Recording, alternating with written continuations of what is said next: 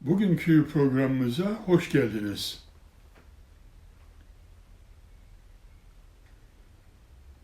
Merhaben bikum fi bermenji yomi.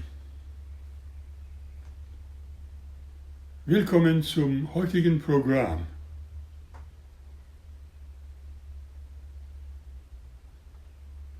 Bienvenue au programme d'aujourd'hui.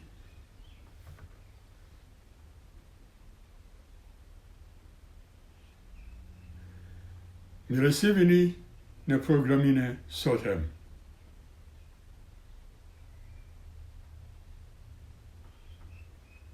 با برنامه امروز خوش آمدی.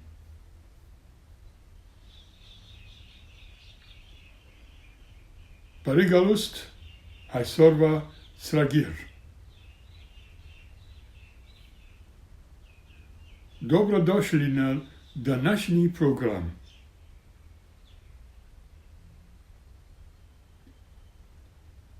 Benvenuti al programma di oggi.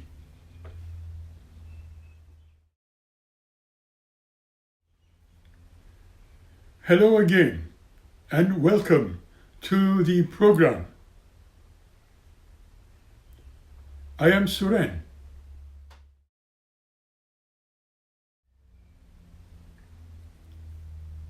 Since I was told a number of things in regard to completely irrelevant issues often being mentioned, I found it proper to define what superstition is in truth.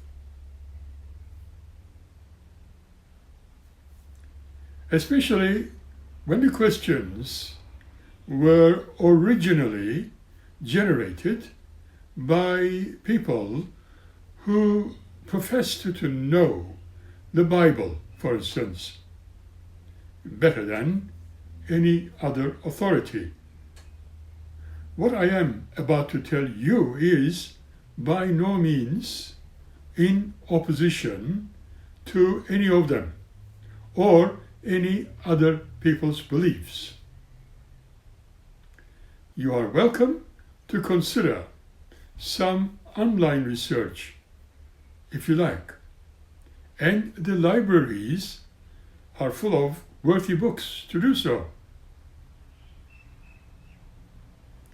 And so, what is the definition of superstition in dictionaries? It literally says excessively credulous belief in and reverence for the supernatural. For instance, he dismissed the ghost stories as superstition. It is also considered as an unfounded belief. Widely held, but also irrational beliefs in supernatural influences, especially as leading to good or bad luck, or a practice based on such a devotional system. For example, she touched her locket for luck. The superstition she had had since childhood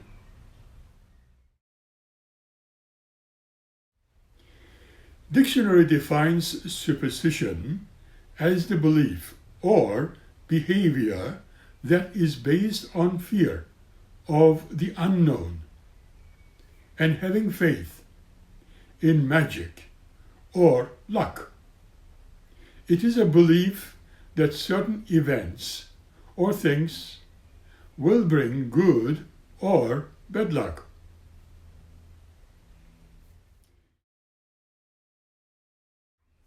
The superstition describes a faith and a belief in magic, or a chance, if you like.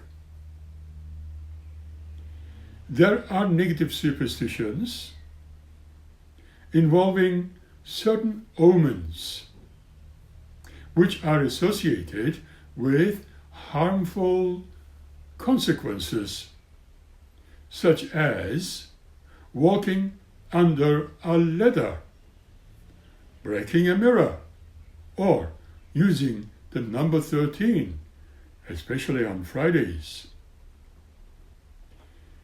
They are commonly known as negative superstitions.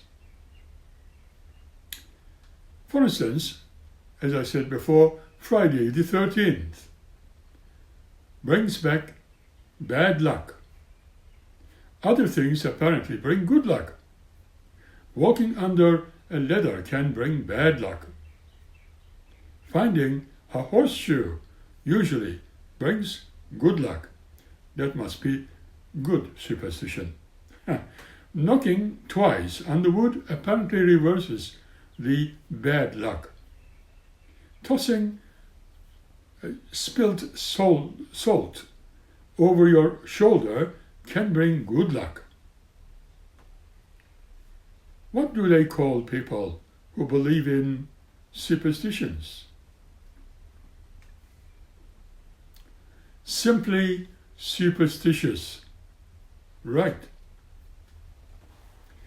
Could one consider superstition as something bad or good? Question mark. Identifying things as such generally means a pejorative view. Things referred to as such parlance are commonly referred to as pejorative view or folk belief. Although many of them are harmless, whether you believe in them or not. However, can play into mental health conditions, such as obsessive compulsive disorder or OCD. Superstitions have main causes, mainly cultural traditions, and individual experiences can be the culprit.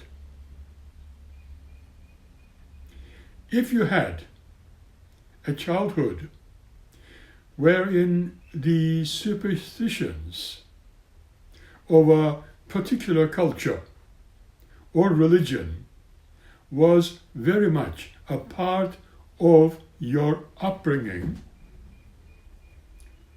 you might have brought such beliefs forward into your adult life, adult years, even subconsciously or unconsciously.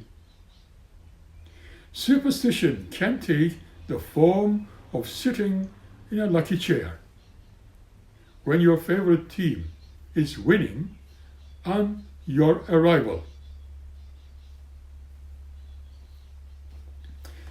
Are you having this sort of a behavior, which is probably a simple way to lead you into anxiety? Although superstitious habits can give the person a feeling of control over the unknown.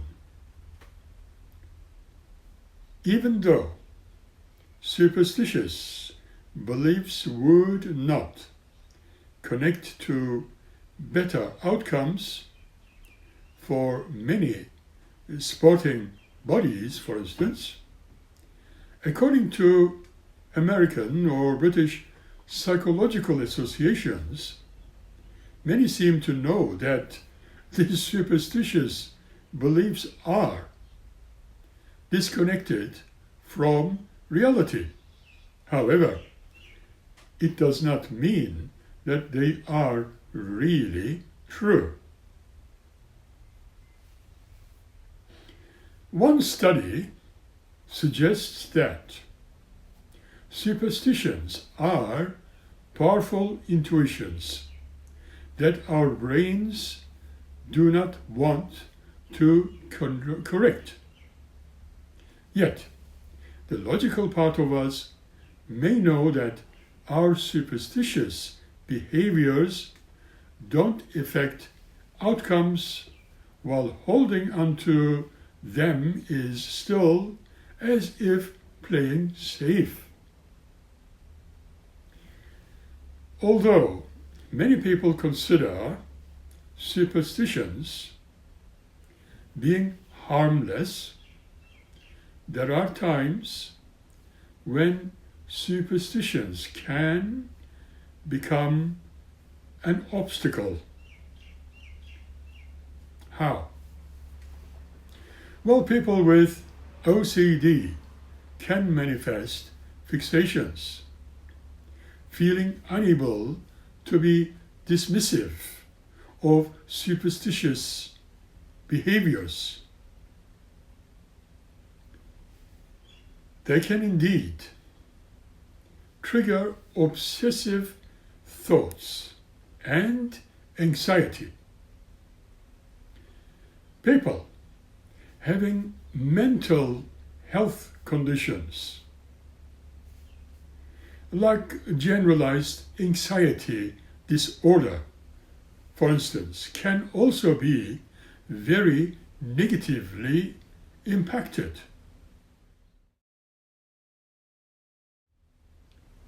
When superstitions become a very strong motivator for taking part in or avoiding certain activities, it can become an indication that an underlying mental health condition is present. What then? If one feels one is being controlled or frightened of superstitions, that one is certainly not alone. Now, symptoms of depression, anxiety, and other symptoms are all signs that that person needs psychological help from a health professional. If superstitions become an obstacle, you might need to see a mental health specialist who can help. Sometimes cognitive behavioral therapy or exposure therapy, and even have a reversal training might help. Sometimes selective serotonin reuptake inhibitors and even beta blockers and even some sedatives may be prescribed to help relieve anxiety.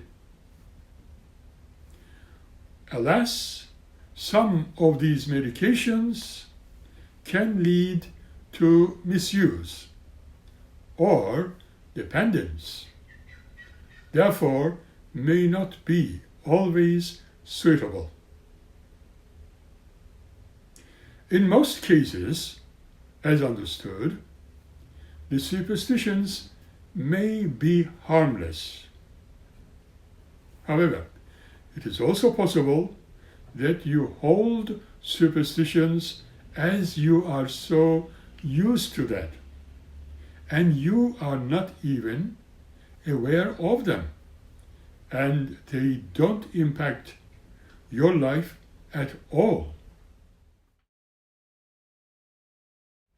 However, there are instances where what is known as magical thinking can create a mental health situation between imagination and reality, thus again leading to a much needed treatment from a mental health professional.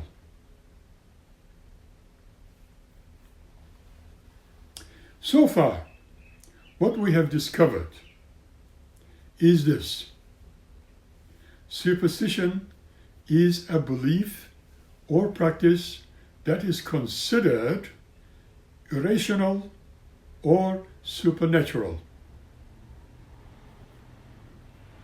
You can be associated with astrology, fortune-telling, spirits, paranormal, or luck. Religion, however, can also be considered a superstition by some people, who may consider that all the religious beliefs are indeed unfounded. Superstitions, as peripheral beliefs, religious systems accumulate superstitions as peripheral beliefs. A Christian person, for instance, may believe that opening the Bible and reading the first text that catches their attention, that may guide them in times of trouble.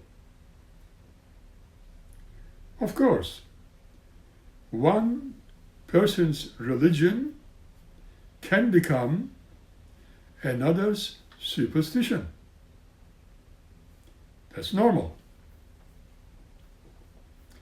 Different religions consider each other's practices to be superstitious. Christians, for example, may consider Hindu practices to be superstitious. On the other hand, Protestants may dismiss Roman Catholic veneration of saints and a few other things superstitious. Superstitions can sometimes relieve anxiety about the unknown, and this may be why superstitions have survived for such a long time, as they have been passed from one generation to the other. Secular states attack superstitious beliefs also, and practices as if being the enemy of modern life. How can religion and superstition can be connected? Question mark. Religious practices which are different from commonly accepted religions in a given culture, sometimes called superstitious. Similarly, new practices establishing a religious community can also be labeled as such. And the whole idea is to exclude them. That's all. In today's age of science, could religion be considered as a harmful superstition? Another good question.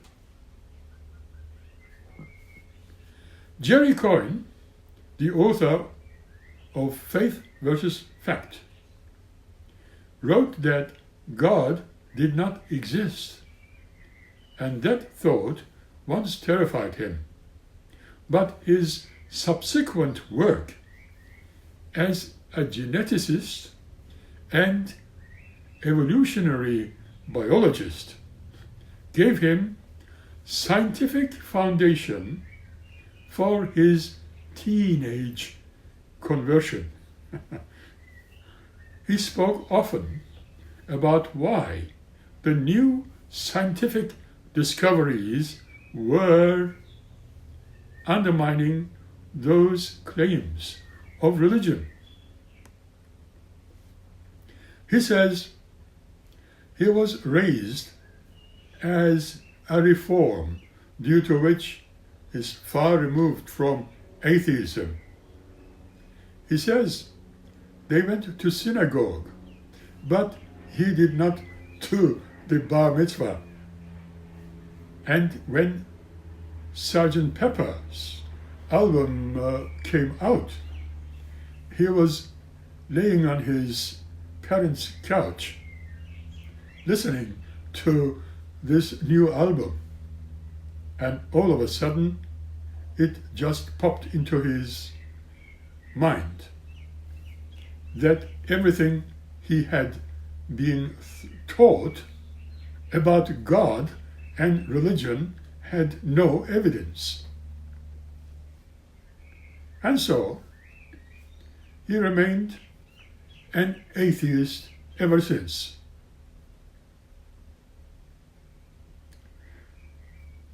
Many people around the world are now atheists. There are a number of things about evolution and science that undermine religion, and they all consider that the story of Genesis is wrong. There is no evidence that there is any qualitatively different feature about the humans from other species, except maybe for language. And it has been claimed that we are not special products of God's creation. Now, the new developments in science, like neurobiology, for instance, or cosmology, for instance, has affected our understanding of the universe and our place in it. They indeed support what Steven Weinberg, the Nobel laureate in physics, said. The more we learn about the universe, the more we realize how pointless it is. We are learning a lot about the universe, and what we are seeing is that it is all a naturalistic process. One of the theories about how the universe came to be the Big Bang Theory is that it happens naturally in a quantum vacuum. That naturally undercuts religion right there. And we can also add now to this review the free will. It is said that the idea that any point in time all alternatives are open to us. This is the dualistic feel free, well maintained by religions, when they say you can choose to accept Jesus, for instance, as your Savior, or being whatever you choose, even sexually. Science is starting to undercut this altogether, but showing that there is only one choice we can make, which is to put all in our materialistic brains that we are the creatures of physics, made of molecules. This is why our thoughts and behaviors are also the results of molecular motions. Religion and science cannot be compatible. Why? Well, because they both compete to find the truths about the universe in their own way. They are the fundamental truths about the universe, which believers have to accept. Muslims too see the Holy Quran as literally true. To question any of that is, as you know, means to bring death sentence on yourself in some countries. The reason why people are so concerned with science and religion, science and architecture, or science and football, is because science and religion are competitors in the field of esoteric truths about the cosmos, as it is written. But we use different methods to ascertain what is true, as Richard Feynman gives the best possible definition of science one could ever hear. And he said, it is a way to keep you from fooling yourself, because you are the easiest person to fool. In fact, religion does not have a methodology to read out what is false. It is a way of fooling yourself. Often, religion has been considered as the most widespread and harmful form of superstition. The Oxford English Dictionary describes superstition as a belief that is unfounded or irrational. All religious beliefs can be seen as unfounded and irrational. Going for religion can be considered as superstition.